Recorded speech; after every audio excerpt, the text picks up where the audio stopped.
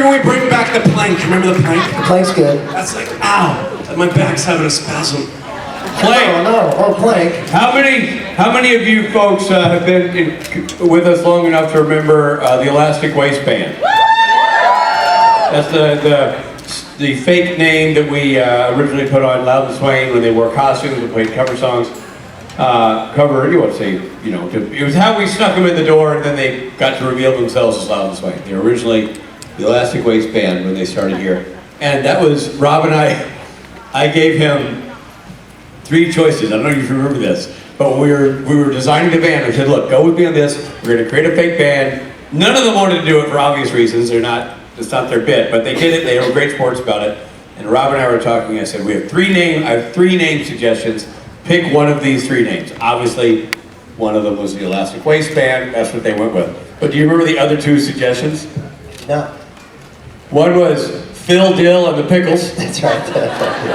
That's right. You make a great Phil Dill. I was like, Yeah. I do. I know that you're saying I do remember and that. then this was what made it match what he just did. Reminded me of this. Plank, yeah. It was Hank Plank and the 2x4s. Yeah. So you were almost Phil Dill and the Pickles, Hank Plank and the 2x4s, or the Elastic Waistband. Yeah. I also pitched the Foreskins, and you just immediately shot that down. Yeah, I didn't feel like it matched our vibe. But yeah, Elastic Waistband really worked for I think who we were. And then we decided to have all 70s outfits. Yeah. And changed our names. Yes. And it really backfired because nobody knew who Loud Swain was. They thought we were the Elastic Waistband. I remember. Mike had this long red wig. You blonde. A blonde? Yeah, that's right, blonde. I remember it so well. Yeah. You're literally saying Mike and picturing Ruth. That's right. Totally. It's so true. And then Norton had the great body, long red hair. Oh no, that's also Ruth. And then Billy made out with Rich in the library in an episode of Supernatural. No, that was Ruth. That was Ruth, sorry. No, it was Rowena. Right. Norton abandoned his wig real quickly. I mean, he did not lean in on the bit that hard. No. Everybody else told him. Yeah. Anyway, I digress. Hi, everybody. It is apropos because then we recreated those characters in the Winchester spinoff. Oh, that's right. I totally forgot. Yes. Robbie Thompson, who was in on the joke and sort of did his research, put all those dudes in as those guys in the Winchesters. Yeah, well, thanks to you. You kind of pitched it too. Yes. But and I had to be in disguise because so I was on the keyboard also with a wig. Yeah, it was awesome. Yeah. Good times. Yeah. Hi, everybody. Hi. Good to be on stage with you guys. We're taking questions, I guess. We'll just do that, right? Matt, shall we? No. Okay, never mind, guys. Sorry, we're not going to do it today. Okay, fine. Okay, yes, we are. We're back to it. Okay, Matt, pick us up. We're back. Let's go to this side. Hello, hi, how are you? Hi guys, I'm good. How are y'all? Good. Good. I'm Amanda. Hi, Amanda. Hi. 10 years ago, I went to my first convention. This was my first panel, was R2M. And my very first question was actually for Rob. And Rob, I had asked you whether you prefer working on Burn Notice or Speight. You tried to answer, and Tim Amundsen appeared out of nowhere and told you to watch your mouth. It's been 10 years. Tim's not here. Rob, you're finally safe. Oh my God. Do you prefer Burn Notice or Speight? Oh God. Burn Notice. That's the one. That's the show you're saying. Burn Notice. Burn Yeah. Notice, okay. Did they shoot that in Florida? Yeah, Miami. Wow. It was really fun. And, look, here's the thing. I had a much better part on Burn Notice. I think Psych is a genius show. I love all those people. I just kind of individually I know Kirsten Nelson. We went to college together. Tim, obviously, I knew through Rich, and Maggie I knew because we did it Waiting 2 together. So I knew a lot of those actors already. So I had a great time on that set. I just didn't have as much to do. I worked maybe 3 days. Whereas Burn Notice, I flew to Miami. I worked for like 2.5 weeks, and so that was as an actor, that was a more fulfilling experience doing Burn Notice, and it was a super fun part to play. So I don't know. They both have lots of pluses in my mind. So both of them, but Burn Notice was a better part. I don't envy you when you listen to your voicemail later today. I know. You say, "Oh, Tim called. I wonder what Tim had to say." Exactly. Robert, news has made its way to me. Thou hast shunned thy time on my show. That's Richard's. That's always been Richard's Tim impersonation since college. In college. Oh yeah, I love Tim dearly, and yeah, love all those people. But Burn Notice for the win, everybody. Burn Notice for the win.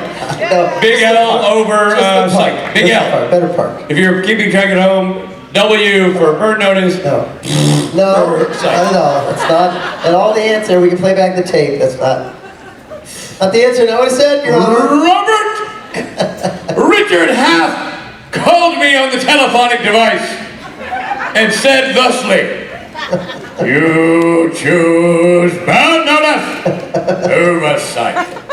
Hockey! Pistols at dawn!" Would you have been in Miami when I was there doing that? My dad's shop, he had an auto body shop, did all the cars for Burn Notice. No way. Yeah. He couldn't get me a job though. I drove a car in that show. Did it burn? No. Were you notified? No.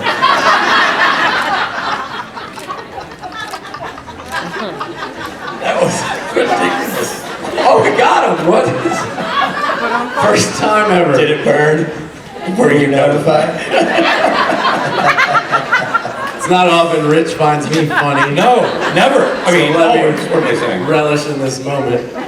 Hold on a second. Hey, Fletch. Oh, hold on. What? Yeah, go to the green room. I'm currently on stage doing a panel. Yeah, we're on stage. We're on stage. Yeah. Oh, hold on. Say that again. What's up, boys? Hey, what's up? What's up? Fletch says, what's up? I say woo. The answer's woo. All right, go to the green room. I'll see you later. Okay, over here. Hey. Hi. Hey, guys. Hi. I'm Mike. Hi. Love you guys. Thank you. You're all awesome in your own way. I think he's breaking up with us. It's not you, it's me. Exactly.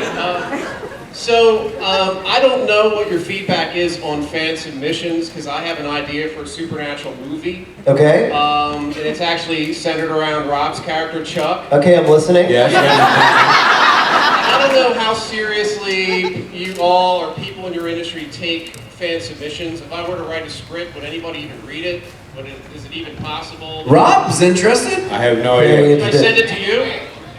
What's the honest answer, guys? He That's a tough road, man. A lot of places won't take unsolicited submissions because of the issue of being sued. Like, let's just say, this is an old lawsuit that happened with Art Buchwald and the movie Coming to America. This lawsuit originated then, where Art Buchwald pitched a story like that as a writer. It didn't get picked up.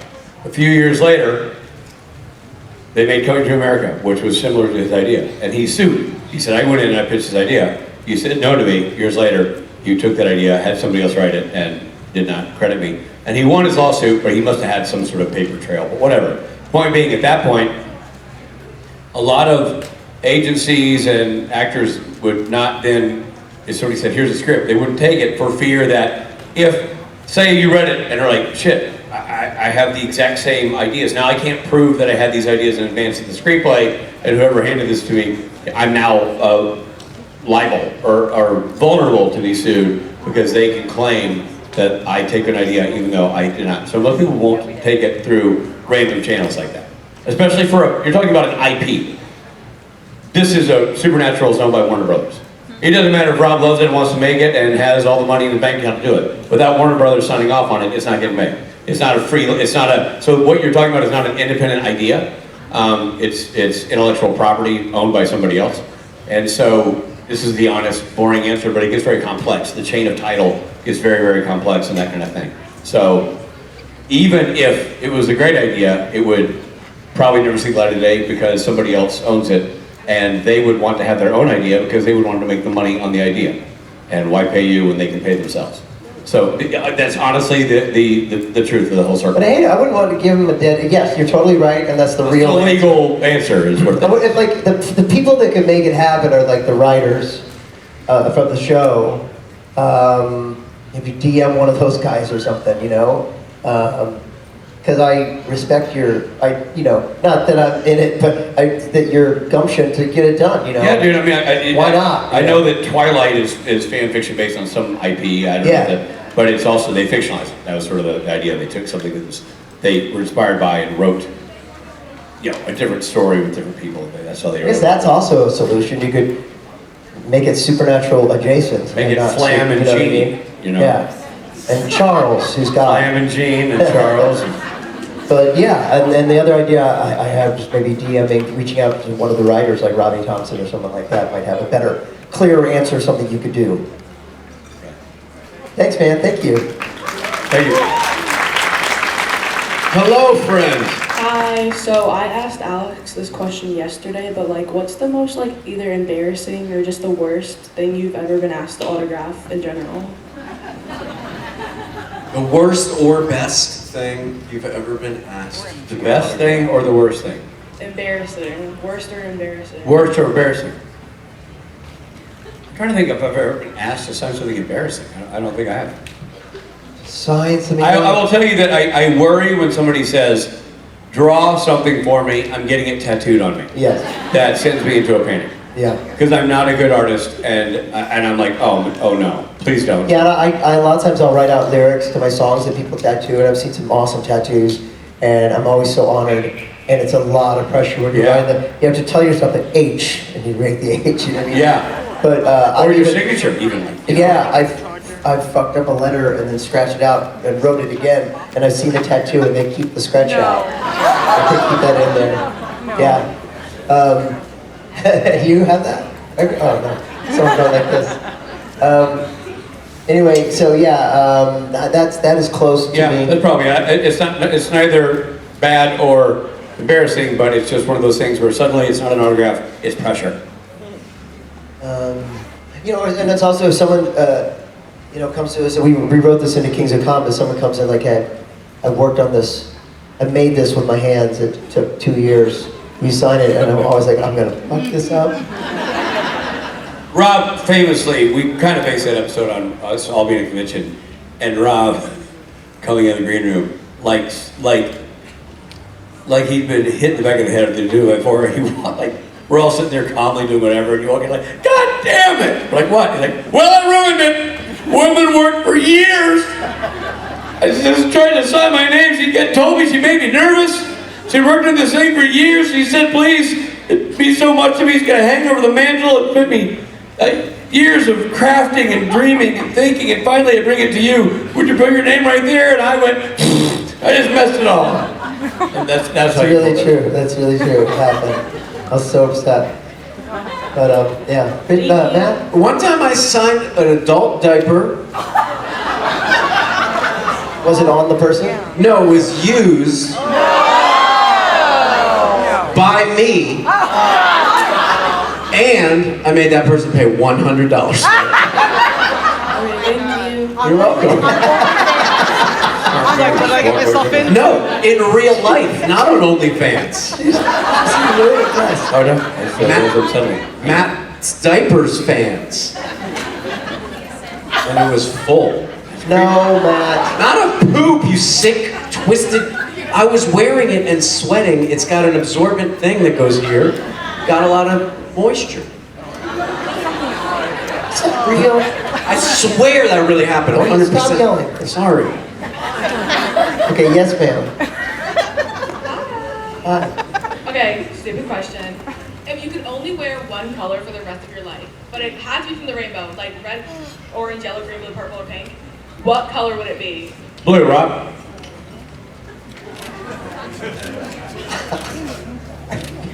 Why are you laughing? Can I ask to say blue? Nope. Otherwise we match and that's weird. Okay. Like we don't match today. Same boots, same jeans, same belt. Same color. Purple. Pink. Matt going pink. Pink. Pink. That's going pink. Is pink in the rainbow? Sure. Yeah. Why not? No. It is for most people. It is for most people. I'm most people. Pink. It is now. It is. Yeah, there it is. Hi. Thank you. Hi. So you all have been involved in different Hillywood projects, and I'd like to know how you approach preparing for a musical versus any other traditional project. Well, Matt, this really lands largely on you most recently because you did the whole dance sequence Yes. in Hillywood's latest opus, which is the Star Wars parody. Matt plays Han Solo. And if you guys haven't seen that, I was the reason it took so long to film. Hilly sent me a video of a 1.5-minute choreographed dance, and for the next 3 weeks of my life, I had an anxiety attack in the bathroom mirror by myself, trying to dance. It's not a thing I'm really good at. Like, I'm good at like this, like, we just chilling in the place, having dance moves nice and safe, we keep it. And then she's like, crotch, foot, arm, Han Solo, and Rich is yelling like, give me the face, Matt, give me the face, it's on you. And I'm like, Not while we're shooting, I just did that randomly.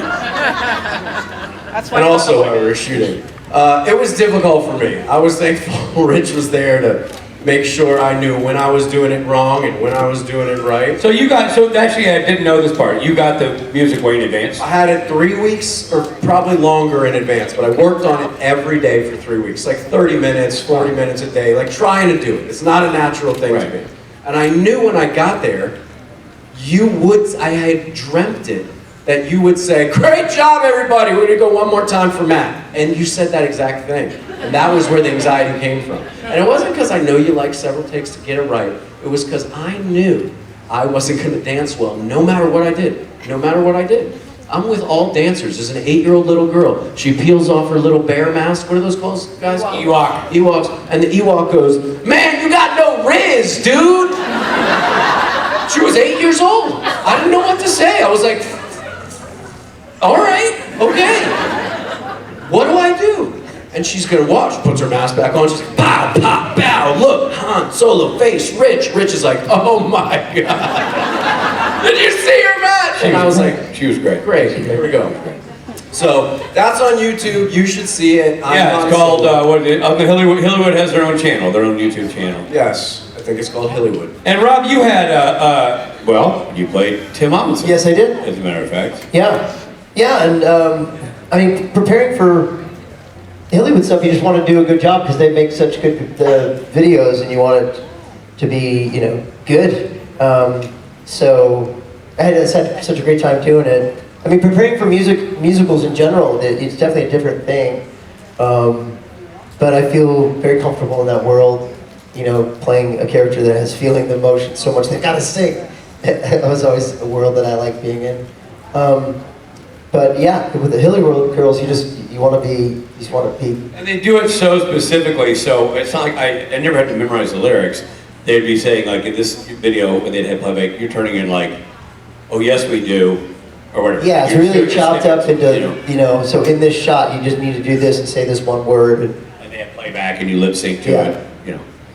I think Matt, honestly, out of the three of us, Matt had the tougher challenge. Yeah, sounds like it. Yeah. Did you do, this is a random question, I don't know, you co-directed with her on this latest project. Did you do anything knowing we were working in that screened room with the LEDs? Did you do any like research as to what, like depth of field or anything? No, because all those are predetermined because we were recreating shots. So there isn't any creativity in that. There's only recreativity. The only times we were like free shooting was the dance stuff.